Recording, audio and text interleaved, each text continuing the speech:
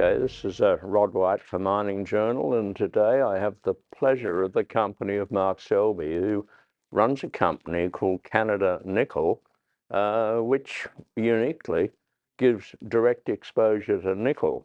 And it's very hard for investors to find nickel investments that don't have other commodities with them. So why did you take on nickel instead of gold or copper or something simpler? So background, I worked at Inco for 6 years. It was head of strategy when we tried to merge Inco and Falconbridge and create a great Canadian base metal company back in the mid 2000s. And fundamentally, my past company with RNC Minerals, advancing the Newmont project, and now with Canada Nickel, it's really been about, when you look at the global marketplace for nickel, just like you said, there's very few companies out there because there's very few discoveries out there. And the reality is we need new nickel deposits that particularly that aren't Chinese controlled or come with a massive carbon footprint, like all of the nickel that's in Indonesia. And right now with the EV market adding a massive new source of demand for nickel, and particularly low carbon nickel, we think it's a tremendous opportunity. And so when I had the chance in 2019 to jump back in, form Canada Nickel, and take Crawford to now it's the largest sulfide discovery since the 1970s, it was a great opportunity, and it's been a great adventure so far.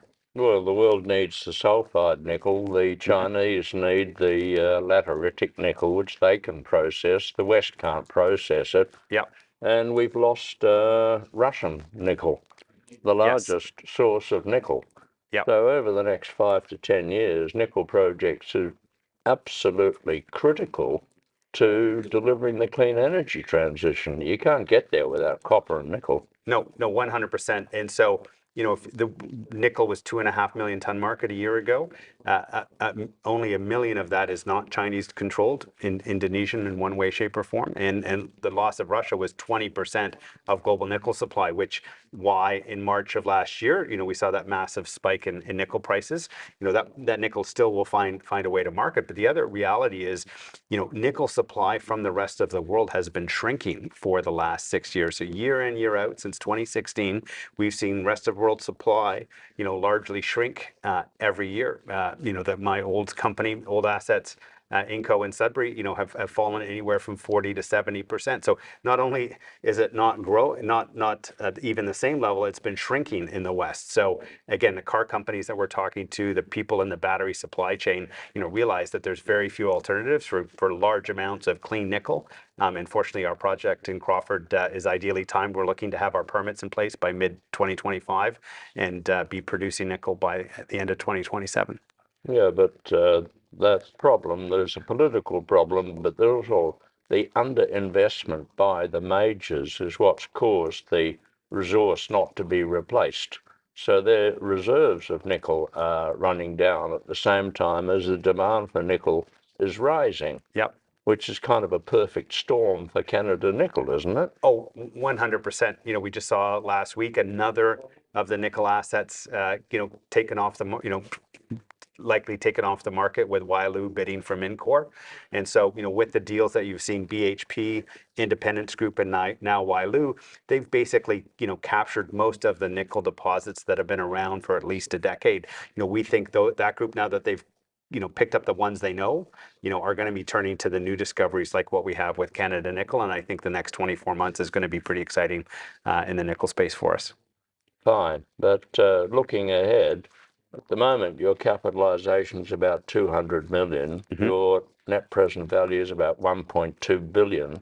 Yep. Doesn't anybody believe that you are going to deliver this Crawford project? From my view, nickel is where lithium was in 2019. You had again, for most of a decade, there's lots of bullish stories about how much lithium the market was going to need.